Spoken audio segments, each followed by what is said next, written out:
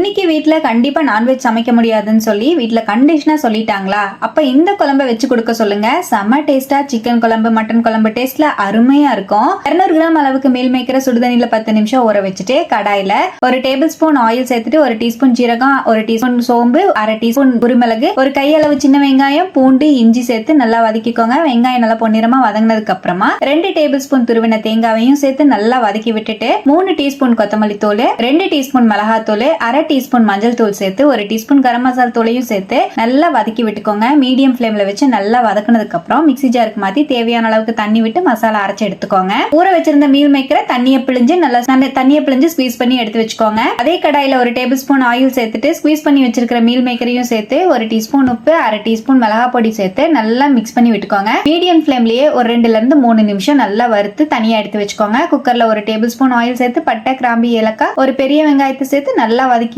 ஒரு கொத்து கருவேப்பிலையும் சேர்த்து 2 தக்காளி பழத்தையும் சேர்த்து நல்லா வதக்கி ஒரு 4 உருளைக்கிழங்க கட் பண்ணி சேர்த்துக்கோங்க. தேவைன்னா ஆட் பண்ணிக்கோங்க, இல்லைன்னா ஸ்கிப் பண்ணிக்கோங்க. நல்லா வதக்கி விட்டதுக்கு அப்புறம் நம்ம அரைச்ச மசாலா பேஸ்டையும் சேர்த்து மீடியம் ஃப்ளேம்ல ஒரு 2 நிமிஷம் வதக்கி விட்டுட்டு ஸ்குவீஸ் பண்ணி வச்சிருக்கிற மீல் மேக்கரையும் சேர்த்து ஒரு 2ல இருந்து 3 நிமிஷம் வதக்கி விட்டுட்டு 2.5 கப் அளவுக்கு தண்ணி, ஒரு 1.5 டீஸ்பூன் உப்பு சேர்த்து நல்லா மிக்ஸ் பண்ணி விட்டுட்டு குக்கர் மூடி போட்டு 2 விசில் விட்டு இறக்குனீங்கன்னா நல்ல கம கமன்னு வீடே மணக்கிற மாதிரி மீல் மேக்கர் குழம்பு அப்படியே சிக்கன் குழம்பு டேஸ்ட்ல இருக்கும். செம்ம அல்டிமேட்டா இருக்கும். கண்டிப்பா ட்ரை பண்ணி பாருங்க. இட்லி தோசையோட, சாதத்தோட, சப்பாத்தி பூரியோட, பரோட்டா கூட நீங்க வச்சு சாப்பிடலாம். சூப்பரா இருக்குங்க. தேங்க்யூ.